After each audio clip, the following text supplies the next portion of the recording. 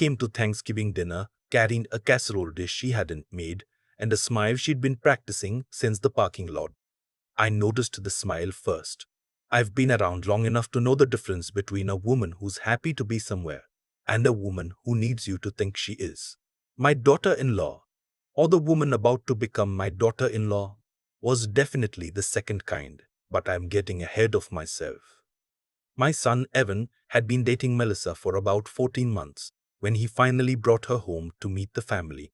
He's 34, works in logistics management, never been the type to rush anything. When he called to tell me he was serious about someone, I felt something loosen in my chest that I hadn't realized was tight.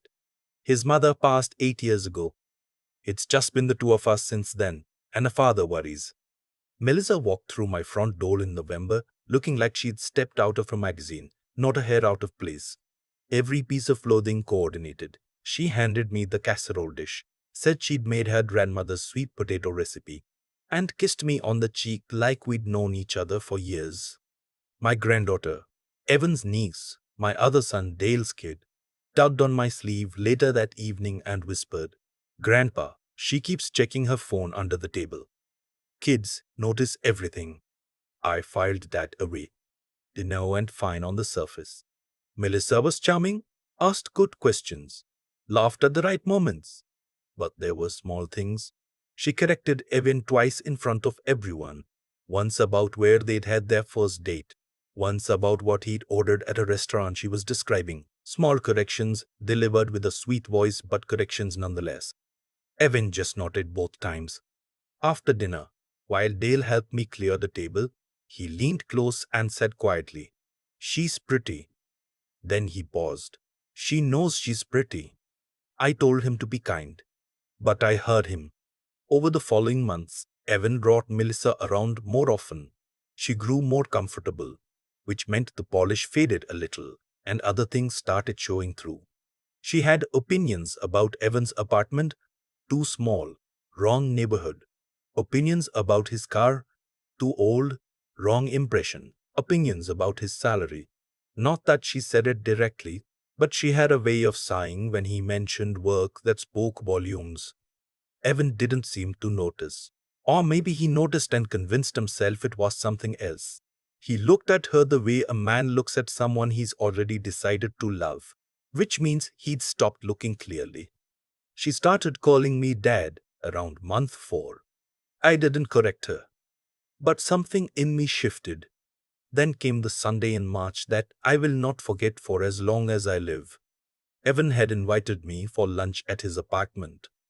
"Just the three of us," he said. He had something to tell me. I assumed it was the engagement. I'd been expecting it. I brought a bottle of wine I'd been saving for exactly that occasion, something his mother and I had picked out together on a trip to California years ago.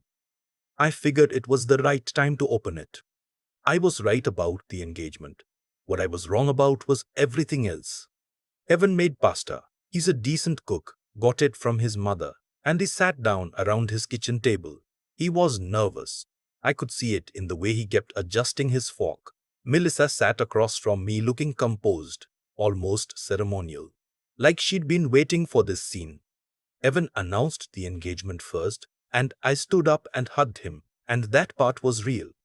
That part was everything I'd hoped for him. When I sat back down, I opened the wine and poured 3 glasses and made a toast to his mother, and for a moment, the three of us were quiet in a way that felt right. Then Melissa set her glass down and folded her hands on the table. "Now that we're officially family," she said, with that practiced smile, "I've been putting together some ideas for the wedding." "Of course," I said. "What are you two thinking?" She reached into the bag hanging on her chair and pulled out what I can only describe as a presentation. Printed pages. A folder. Color photographs of venues clipped from brochures. I looked at Evan. He was looking at his pasta. She walked me through it piece by piece. The venue she had in mind was an estate outside of Asheville, North Carolina. The catering company she'd selected had a minimum spend of $30,000. The florist she wanted was flown in from Charleston for events. The photographer had a 2-year waitlist and charged accordingly. This all sounds very beautiful, I said carefully. What's the total you're working with? Melissa looked at me and said without flinching, we're thinking $1.8 million. The room went very quiet. I set my fork down. I'm sorry, I said. Did you say $1.8 million for a wedding? It's a once-in-a-lifetime event, she said, and our families deserve to celebrate properly. I looked at Evan again. This time he looked up, and then he did something that will stay with me for the rest of my life. He reached across the table toward the bread basket, and when he pulled his hand back, he wasn't holding bread. He pressed a folded piece of paper into my hand, palm to palm, so quickly that Melissa, who was still talking about floral arrangements, didn't see it. I closed my fingers around it. I kept my face neutral, nodded at something Melissa was saying about a string quartet, took a sip of wine, excused myself to use the restroom. I locked the door and unfolded the paper. Evan's handwriting. Just a few lines, Dad. I can't explain everything now. But something is wrong. She's done this before. Please don't agree to anything. I'll call you tonight. I stood there in my son's bathroom with that note and I felt two things simultaneously. The first was the particular cold clarity that comes with understanding that something is very wrong. The second was a fierce, quiet fury, not at Evan, never at him, but at the situation, at whoever had walked into my son's life and made him feel that he had to pass notes to his own father at his own kitchen table. I refolded the paper, put it in my shirt pocket, washed my hands, went back to the table. The Asheville estate sounds stunning, I said. Let me take the materials home and look everything over properly. I want to give this the attention it deserves. Melissa smiled. It was the biggest smile she'd given me all afternoon. Evan drove me to my car later, alone, on the pretense of helping me carry the wine bottle. The moment we were out of earshot, he said, low and fast, Dad, I'm sorry. I didn't know she was going to do this today. Talk to me tonight, I said. All of it? He called at 9. What he told me over the following 2 hours rearranged everything I thought I understood about the past 14 months. Melissa had come into his life, as he described it, like a weather event. Intense, consuming, hard to think clearly inside of. Within 3 months of dating, she had started making financial requests, framed as loans, framed as temporary, always with a story. The first one was her car, a mechanical failure, she said. $800 for repairs. Evan paid it without a second thought. Then there was the situation with her apartment. Her roommate had moved out suddenly, and she needed to cover the full rent for 2 months while she found someone new. $2,200. He paid that too.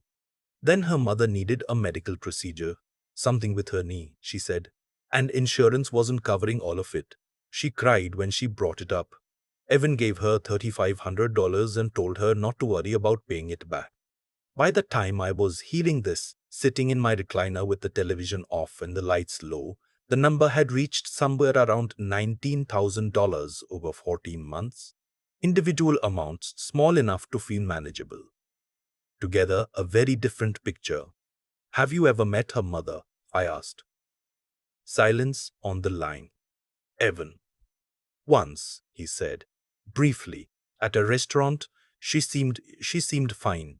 Her knee seemed fine, actually. I didn't say anything. I asked if he'd ever seen any documentation for any of it.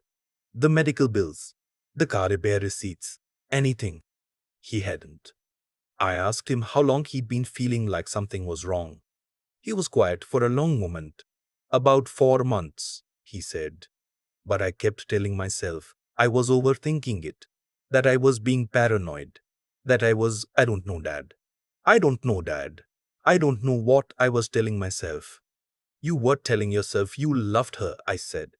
That's not a character flaw. That's just being human. He didn't say anything. I need you to trust me, I said. Don't say anything to her. Don't agree to anything financial. Don't change anything. I'm going to make some calls. I'm 63 years old. I spent 31 years working in commercial insurance before I retired. I know how to find things out. And I know people who can find things out faster than I can. I made 3 calls the next morning. The first was to a private investigator I'd used twice professionally.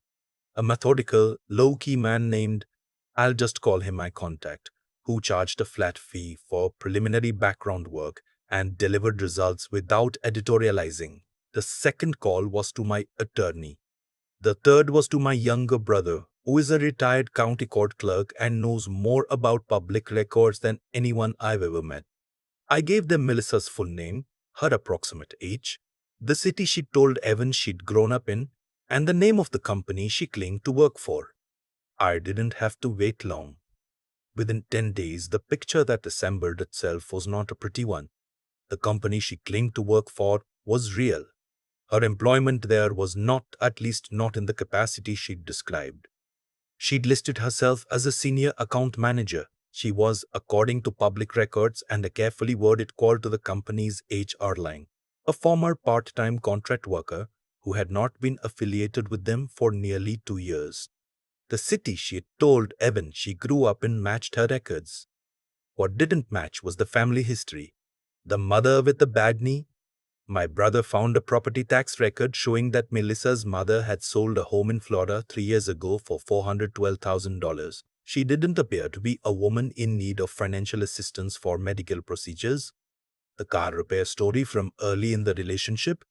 My contact found a small claims court filing from a previous boyfriend, a man in Cincinnati, describing an eerily familiar pattern, a car that needed repairs, rent that suddenly came due, a sick family member, a total of around $14,000 over the course of a year.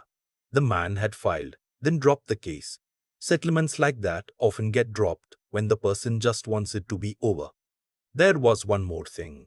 The engagement ring on Melissa's finger, the one Evan had bought her, had been appraised at around $6,000.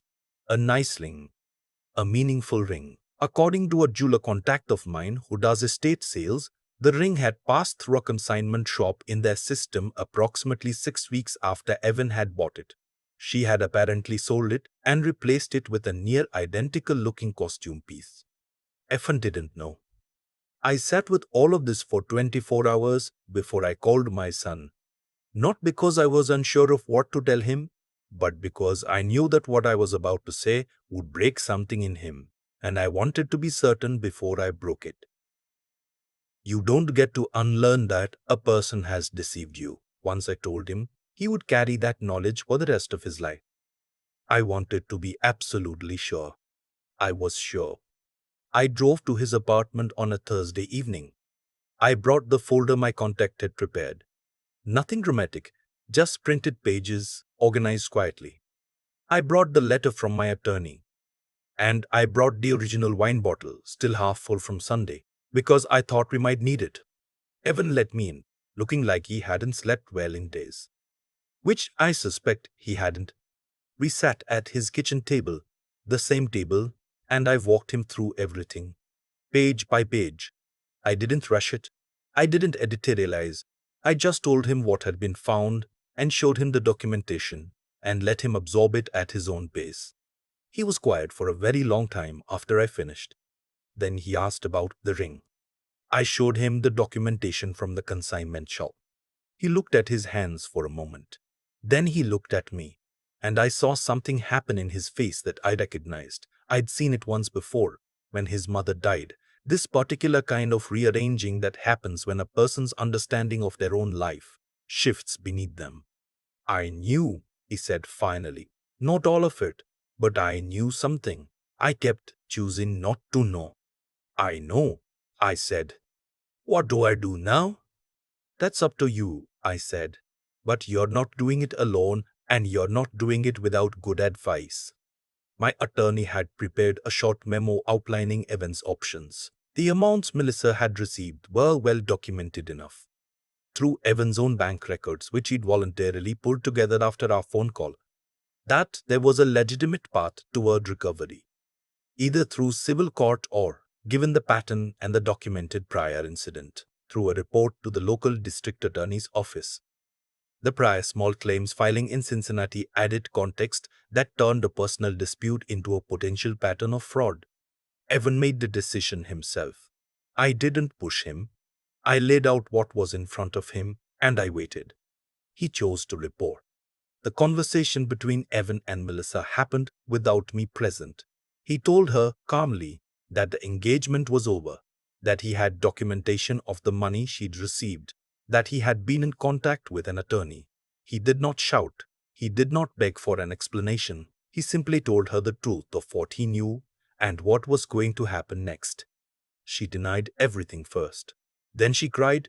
Then she told him he was paranoid and controlling. Then she left. The district attorney's office picked it up based on the pattern. The prior incident in Ohio, combined with the documented transfers in our state, constituted enough for them to move forward. I don't know all the legal details, and that's not my place to share. What I can tell you is that 8 months after that Sunday lunch, with the folder and the photographs of the Asheville estate, Melissa faced formal charges in our state. A few months after that, she reached a plea agreement that included restitution and a period of supervised probation. Evan got most of the money back. Not all, but most. He's doing better now. He took some time, genuinely took time, not the kind where you say you're fine and just stay busy, and worked through what happened. He sees a therapist on Tuesdays.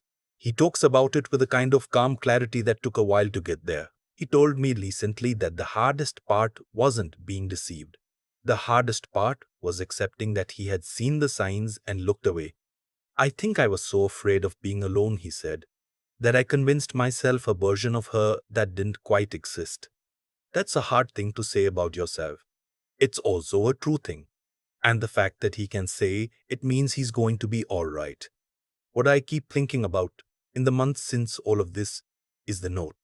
This grown man, my son, who runs a department, who owns his own furniture, who handles his own taxes without asking me for help, felt at his own kitchen table that the only safe way to communicate with his father was to press a folded piece of paper into his hand and hope I understood. That tells you something about how these situations work. They don't happen all at once. They happen slowly, one small adjustment at a time, until a person has been repositioned so gradually that they don't notice how far they've moved from where they started. By the time Evan realized he was somewhere he didn't recognize, he'd been there long enough that it felt like his own choice. It wasn't. But here's what I want to say to any father or mother or anyone with someone they love who starts sending quiet signals that something is wrong. Listen to the signals. Don't explain them away. Don't tell yourself you're reading too much into it, when the person who knows your child better than almost anyone in the world, the person who taught them to tie their shoes and drove them to school and sat with them through every hard thing, gets a folded note pressed into their hand. That note means something. Act on it. I'm 63 years old. I've made my share of mistakes. I've moved too fast on some things and too slow on others. But I did not hesitate on that Thursday evening when I drove to my son's apartment with a folder on the passenger seat and a half-empty bottle of wine from California. Some things you don't get to take back once you lose them. My son's trust in the world was bruised, but it wasn't lost. And the reason it wasn't lost is because somebody caught it. That's all a father is, at the end of the day. The person who catches it. I still think about that folded piece of paper sometimes. Not the words on it. I've memorized those, but the weight of it. How something so small, passed between two hands in the space of a second, carried everything my son couldn't say out loud in his own home. What happened to Evan didn't happen because he was foolish. I want to be clear about that. It happened because he was decent. He extended trust the way good people do, incrementally, naturally, without keeping score. And someone decided that decency was a resource to be extracted. That's the part that stays with me, not the money, not the legal proceedings. The calculation behind it. Because what Melissa did wasn't impulsive. It was patient. She understood that if you ask for a little, then a little more, then a little more, after that, a person's sense of what's normal quietly shifts. By the time the number reaches $19,000, it feels like it arrived gradually. which it did. That's exactly how it was designed to feel. I've thought about what made the difference in how this ended, and I keep coming back to three things, not as a list, but as a kind of shape that the whole situation took. The first is honesty. Not Melissa's honesty, obviously. Evan's. When he finally stopped explaining away what he knew, when he let himself acknowledge to me and then to himself that something was wrong, that was the moment things could change. It takes a particular kind of courage to admit that you've been deceived because it requires accepting that you participated in your own deceiving, even without knowing it. Evan did that, sitting at his kitchen table, looking at pages of documentation. He said, I knew something. That honesty cost him something. It also saved him. The second is clear thinking under pressure. I'm not saying I handled this perfectly, but the years I spent in insurance, reading claims, identifying patterns, understanding how people obscure the truth, gave me a framework for looking at Melissa's story without the emotional weight Evan was carrying. I could see the shape of it from the outside, and I knew that feelings, however real, are not the same as facts. We needed facts, so we got them. The third is what I'd call staying power. Evan didn't fold after the breakup. He didn't retreat into bitterness or embarrassment. He made the report. He went to therapy. He sat with the discomfort of having loved someone who was not who she appeared to be, and he processed it rather than burying it. That's harder than it sounds. Most people bury it. He didn't. Those three things: honesty about what's real, the discipline to think clearly when it hurts, and the steadiness to keep going anyway. That's what got my son from that Thursday dinner to the other side of it. Melissa made her choices, and those choices, documented across 2 states and more than one victim, caught up with her the way that kind of pattern eventually does. Not because the universe is tidy, because people started paying attention. I'm not naive enough to think every story ends the way this one did, but I know this. The note Evan pressed into my hand wasn't just a cry for help. It was him deciding in the only way he could in that moment to stop pretending. And that decision, small, quiet, made at a kitchen table over pasta, was the beginning of everything that came after. You don't always get to choose what happens to you, but you get to choose when you stop looking away.